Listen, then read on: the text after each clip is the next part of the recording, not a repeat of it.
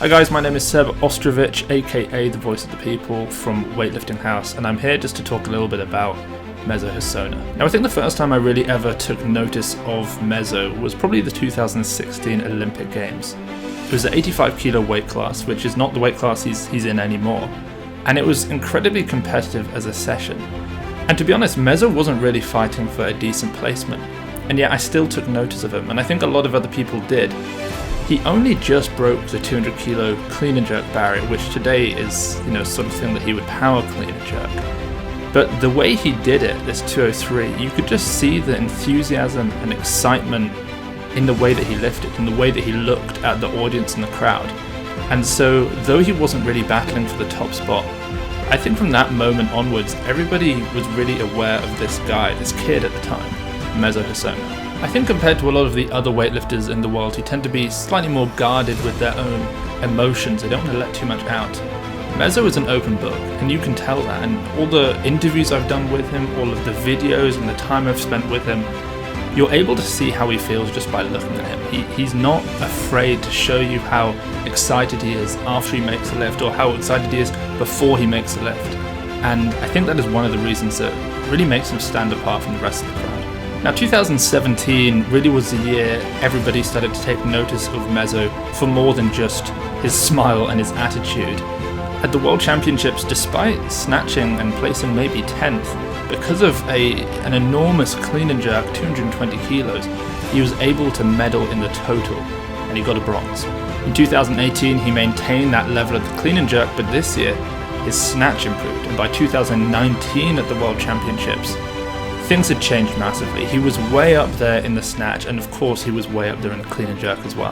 With Sohrab Moradi out of the picture, many people were left wondering who it was that was going to really push Tian Tao from China. And Meso Hassona stepped up in a way that nobody else had really ever done. He snatched 178 kilos, clean and jerk 224 kilos.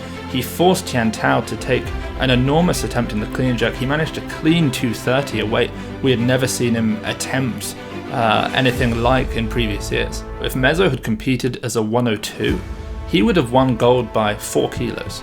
And I think really that is just testament to how incredibly competitive this 96 kilo weight class is. And the weight class is odd in a way. It's extremely competitive. It's probably the most interesting category from the men's side at least. There are many unbelievably talented snatchers. I mean, there are a lot of guys in there snatching over 170, over 175, and a few of them now over 180. But on the clean and jerk front, there are only really two, as I mentioned before, who were able to put in the battle for the gold medal. It's Tian Tao and it's Meso Hassona.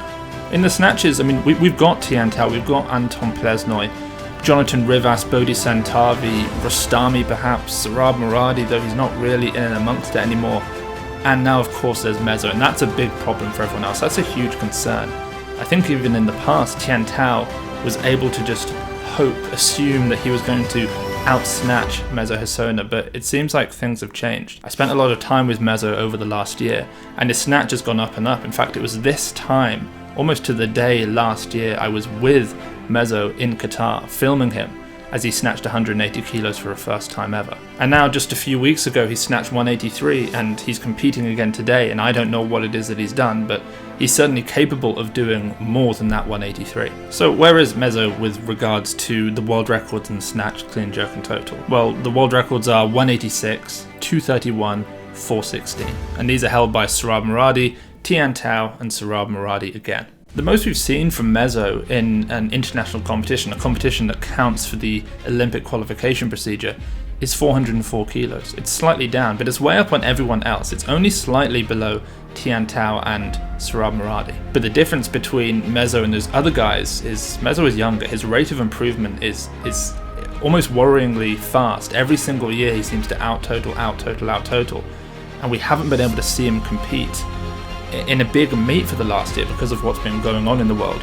And so today, this meet, this thing that is happening now, is hopefully going to be the reason why all these other athletes become truly scared of Meso Hassona. This could be the opportunity of him to show that actually he is no longer second to Tian Tao. He is the top dog. He is the guy who other people have to try to beat. In fact, everybody will have to try to beat at the Olympic Games. So with regards to those world records, the 186 snatch world record, for example, we've seen Meso hit 178 internationally at a World Championships, and it looked pretty easy.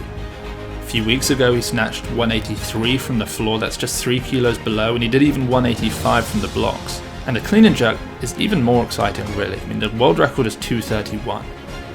In the Qatar Cup a year ago, almost to the day, he hit 228 kilos, an all-time record for him. It beat the 2016 world record holder, Olympic champion from the 85 kilo class, Clean Utrastami.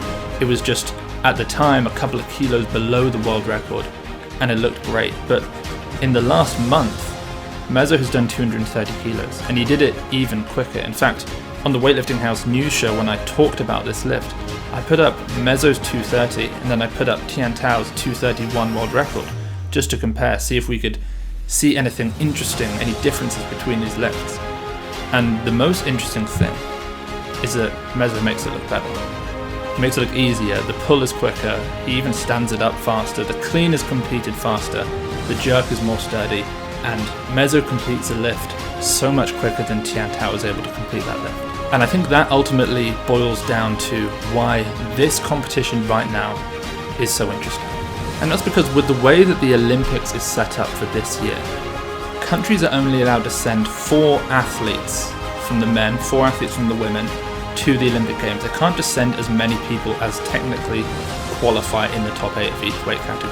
And so what this means is that China might not send Tian Tao to the Olympics. They basically need to send the 4 men who they know are going to win gold.